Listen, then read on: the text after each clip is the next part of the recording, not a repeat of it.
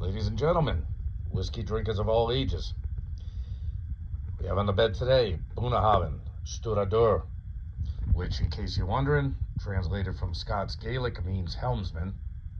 It supposedly has rich sherry aromas of fruit, nuts, and spices. And sorry it's been a while since I put a video up, but my old iPhone ran out of storage inside of the iPhone itself, so I had to upgrade, get some more storage. If you saw the video on me trying to cooper the barrel, obviously I ran out of storage. That video cut off abruptly. I'm gonna have to either redo it, or I haven't even dug into that barrel totally, so I'll do that. I'll probably redo a video on coopering that barrel. And then I took a vacation up to Maine.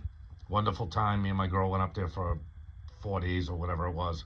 Wonderful time. A lot of snow, a lot of cold.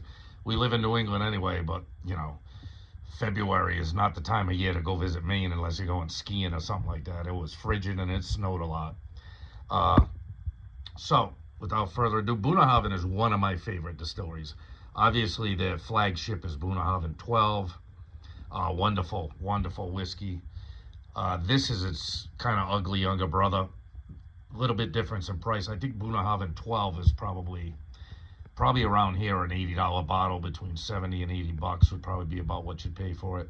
I paid about $46 for this at the New Hampshire liquor store on the way up to Maine.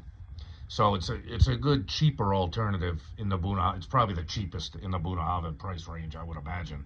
The Bunnahabhain 18 has got to be through the roof, you know, whatever that, you know, age stated is, that's above the 12.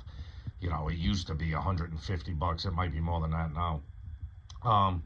So anyway, without further ado, Bunnahabhain Stiuireadair. This is the Mad Micks Not Cheap Whiskey Review, number 10.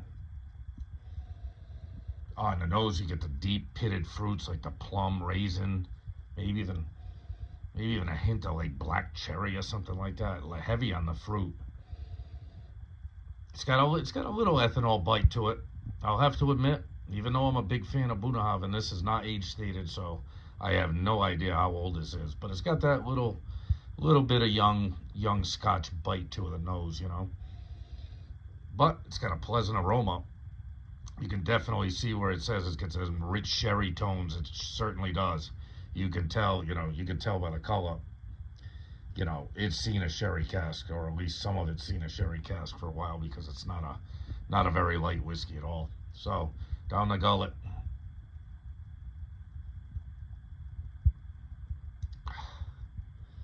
Yeah, you get about everything you do on the nose. Oh yeah, it's got that spice to it. It's got the sherry notes on the flavor. I guess I see what they mean about a little nuttiness. I mean, I never would have, without reading it, I probably wouldn't have said, oh, that's got a nutty flavor. But now that, when you put it into your mind, like, oh, okay, maybe I get what they're saying. The spice you definitely get. The sherry you definitely get. You know, it's not super duper malty compared to some other scotches.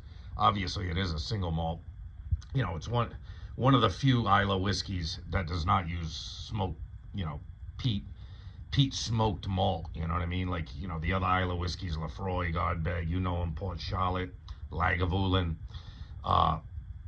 You know, this is a little like Brut Laddie, who don't use a lot of peat smoke or any at all in there.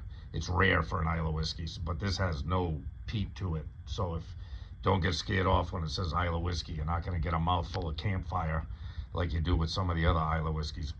All right, one more sniff. Yeah, you get all that fruit on the nose, a little bit of spice too, smell, and then when you taste it,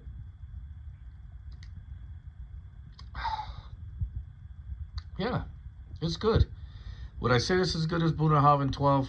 No, definitely not. Is it cheaper than Bunnahabhain 12? Yes, considerably. It's probably close to half price of what Bunnahabhain would be around me. You know, like I said, 80 bucks for Bunnahabhain 12, 46 bucks for this. It's a good introduction to what the Bunnahabhain flavor is.